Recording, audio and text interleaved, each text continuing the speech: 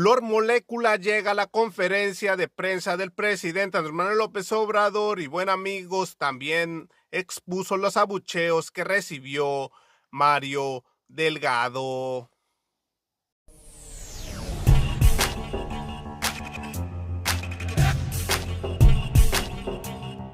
¡Viva México!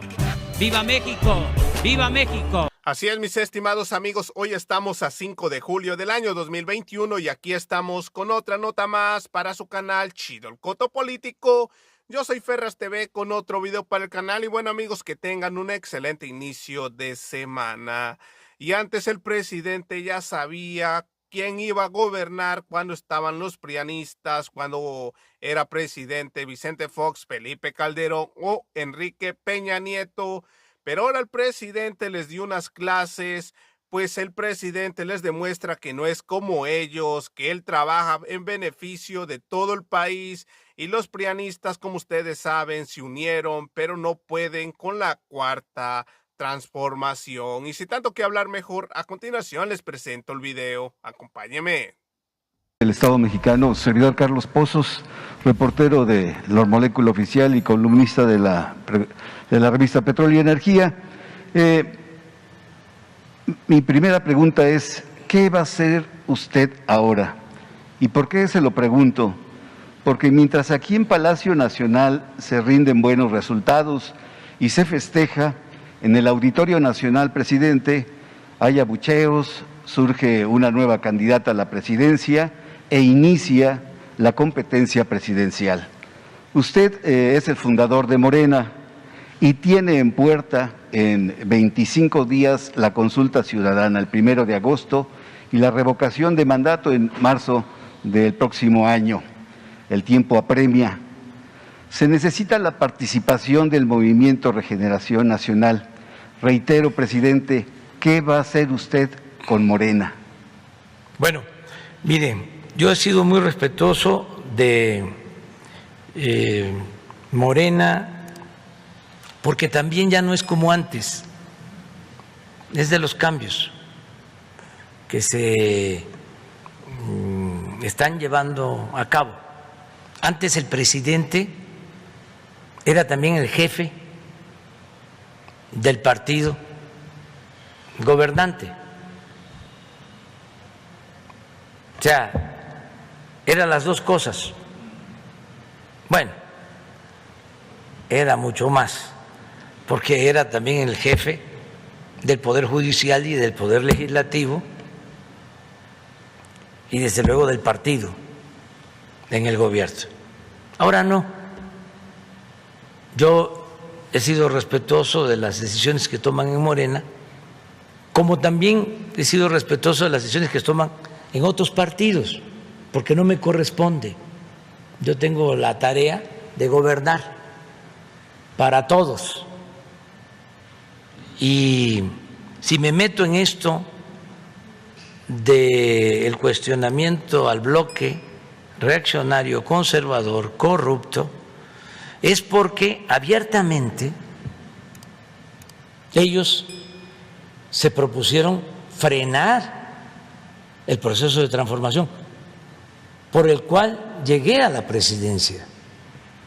Porque yo no llegué a la presidencia para mantener el statu quo, no llegué a la presidencia para que se conservaran los mismos grupos de intereses creados, que se mantuvieran los privilegios, para que el gobierno siguiera al servicio de una minoría. Yo llegué a la presidencia para llevar a cabo una transformación en beneficio del pueblo. Entonces, cuando estos señores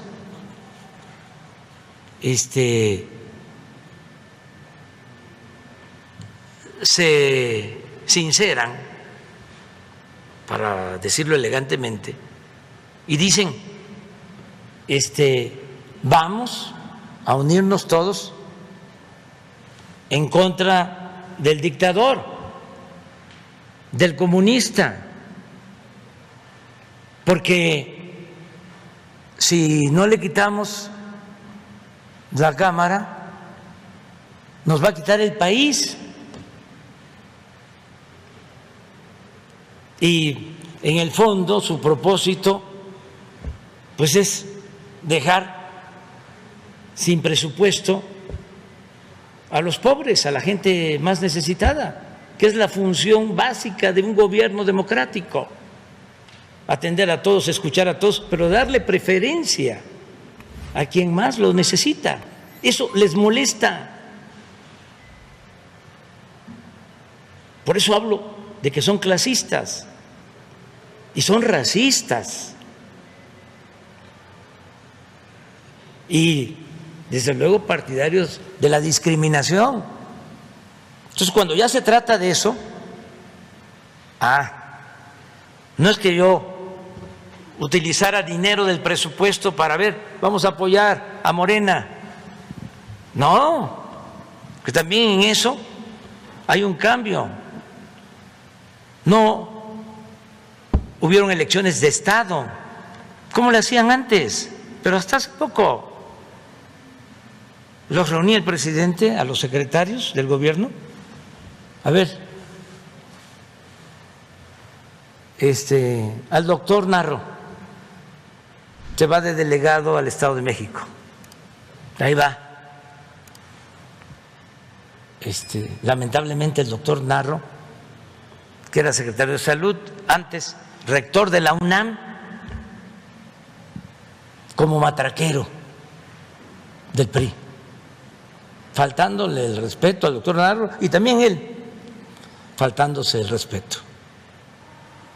Y así a todos los comisionaban. Bueno, eso no sucedió ahora. No se usó el dinero del presupuesto, se cumplió con la veda electoral. No fui a hacer campaña por nadie. Y lo mismo en el caso de Morena. Entonces, ¿qué tiene que hacer? Pues darle continuidad al movimiento y ser consecuentes y devolverle al pueblo pues la bondad que el pueblo ha ofrecido a Morena. ¿Y qué es lo mejor? Hacer a un lado la politiquería, no pensar en los cargos, tener ideales, tener principios, luchar por una causa justa, ser humanista. Eso es ser político. Dice, hay muchas definiciones de política: es el arte y la ciencia de gobernar. La política es negociación, la política se inventó para evitar la guerra. La definición que más me gusta es: la política es hacer historia. Y para eso hay que transformar y tener altura de miras. No estar pensando, a ver, ¿cómo me voy a colar? ¿Y cómo voy a obtener un cargo? Y peor que eso, ¿cómo me voy a enriquecer? ¿Cómo, después de venir de una familia humilde y de estudiar en escuela pública, con el esfuerzo de nuestros padres, termino una carrera y empiezo a escalar sin escrúpulos morales de ninguna índole, me encaramo, llego hasta lo más alto del poder, y de vivir en una colonia de clase media, clase media baja, o una colonia popular, o en una unidad habitacional, me voy a vivir a Las Lomas, con una residencia, y tengo departamento en Miami o en Nueva York. Eso era lo que prevalecía en nuestro país. Eso hay que cambiarlo. No es política ser corrupto, no es política utilizar el influyentismo, no es política el amiguismo, el nepotismo. Entonces, si los partidos quieren mantenerse, tienen que ser consecuentes y no dejar de atender al pueblo. ¿Qué les pasó a los conservadores corruptos? ¿Por qué perdieron? Y van a seguir perdiendo. Porque le dieron la espalda al pueblo. Porque pensaron que la política era asunto de los políticos, de la cúpula del poder, y que lo más importante de todo era el control de los medios de información. Si se tenía influencia,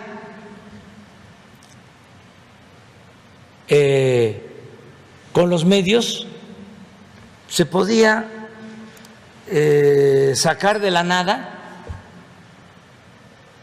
a una persona y convertirla en una figura pública famosa con muchas virtudes, como cuando se introduce un producto chatarra al mercado con publicidad. Pues eso ya no funciona. Ya entre menos se trabaje con la gente, menos posibilidad hay de salir adelante con el noble oficio de la política. No es despreciar la política, porque la política es tan limpia que ni los más sucios políticos han podido mancharla. Es un oficio noble, humano, pero no tiene nada que ver con las relaciones públicas o solo con las relaciones públicas o con el discurso, con la publicidad, con el colarse, con ser lambiscón, barbero. No, es trabajar para el pueblo sinceramente, con convicciones, con ideales, con principios. Un partido que no tiene esos objetivos, que no tiene esos ideales, en donde el pueblo no cuenta, no tiene ninguna posibilidad de desarrollarse, de crecer. Entonces, aquí no hay más que el pueblo. ¿Saben por qué aguantamos nosotros toda la andanada, toda esta guerra sucia? Porque estamos apoyados por el pueblo. Derrocaron a Madero y lo asesinaron los conservadores y la prensa vendida de ese entonces o alquilada y los intelectuales orgánicos de entonces que se aliaron incluso con el embajador de Estados Unidos, el peor embajador que ha tenido Estados Unidos en México en toda la historia. ¿Por qué pudieron asesinar a un hombre bueno que quería la democracia para México? Porque Madero no pudo apoyarse en el pueblo. Si se hubiese puesto de acuerdo con Zapata, a lo mejor, y no era fácil, de todas maneras, se hubiese mantenido. Pero ¿qué hizo? Siendo un hombre bueno, se quedó sin base social y terminó entregado a los militares porfiristas que lo sacrificaron. Entonces, ¿cuál es la enseñanza mayor de esa historia? Hay que confiar en el pueblo, porque el pueblo, además, contrario a lo que piensan los conservadores, es agradecido. Es lo más noble que hay, la gente humilde. Entonces, nosotros vamos a seguir igual. Le llaman a esto populismo, paternalismo. No me importa que nos etiqueten de esa manera, porque es un cuento. Es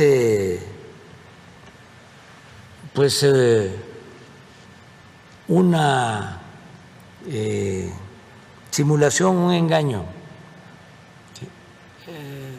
Lo que le dan a los de arriba le llaman fomento o rescate, y lo que se le da a los pobres, por cierto poco, le llaman populismo, paternalismo. Entonces no. Y también en política no se puede quedar bien con todos. En política hay que representar a algo y a alguien y no andar zigzagueando, es anclarse. Es decir, esto es lo que nosotros defendemos, y eso tiene que ver con la democracia y desde luego con la justicia, pero también con la libertad.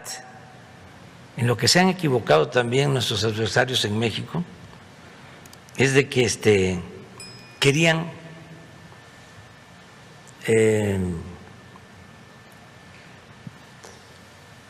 trasladar la forma de gobernar de ahora a una dictadura, extrapolar esto que estamos haciendo y compararlo con una dictadura. Aquí no hay represión. Hay países en América Latina en donde se mete a la cárcel a opositores, en donde no solo eso, se reprimen manifestaciones, hay asesinatos. Aquí no. Aquí, fíjense, cuando estaba la víspera de las elecciones, sucedió esta desgracia del metro. Bueno, es cosa de medirlo, ¿no? Se podría hacer. Fue un bombardeo como nunca, culpando al gobierno. En general, se metió hasta el New York Times, porque eso es lo otro. Esta crisis de actuación de los medios de información, sesgada, tendenciosa, no es nada más de México, es del mundo. La falta de ética. Se mete con un reportaje el New York Times. A mí me gustaría, con todo respeto, que se metieran con un reportaje ahora que se cayó el edificio en Florida. Si yo gobernara Florida, yo no hubiese dinamitado el edificio. Y nadie allá dice nada. No, es un asunto nada más técnico, es un asunto humano. ¿Cómo? Se rescatan 25 cuerpos, pero se declaran desaparecidos 120. Y ayer se dinamita el edificio. ¿Qué no se pudo esperar? ¿Hacer todo? ¿Que se iba a caer? ¿Y por qué no lo apuntalaron? ¿No se podía? Y la actitud de los medios en Estados Unidos sobre esto y en el mundo. A eso me refiero cuando hablo de que es necesaria una revisión a fondo para que el periodismo sea lo más profesional posible, lo más cercano que se pueda a la gente y lo más distante al poder, esté quien esté en el poder y sea del país que sea. Pero ese es un tema. O ustedes imaginen si nos pasa eso en México y la jefa de gobierno, un gobernador, desde luego con el visto bueno del presidente, dinamita el edificio con 120 desaparecidos. ¿Cómo estaríamos ahora aquí? Ya es muy tarde, ya es la hora del desayuno. Ya nos vamos. Era la pregunta 2. ¿Usted se reunió con el secretario de Estado de la Santa Sede, el cardenal Prieto Parolini? ¿Hay la posibilidad de una visita del Papa Francisco el próximo año? Y si hay alguna respuesta a la solicitud de disculpa por la conquista de México, presidente. Llevamos muy buena relación con el Vaticano. Tenemos la dicha enorme de que estamos gobernando en los tiempos del Papa Francisco. Hablaba yo de las 3 transformaciones que han habido en la historia de México: la independencia, la reforma y la revolución. Y nosotros queremos llevar a cabo la 4ª transformación. En las 3 transformaciones, los 3 papas de ese entonces estuvieron en contra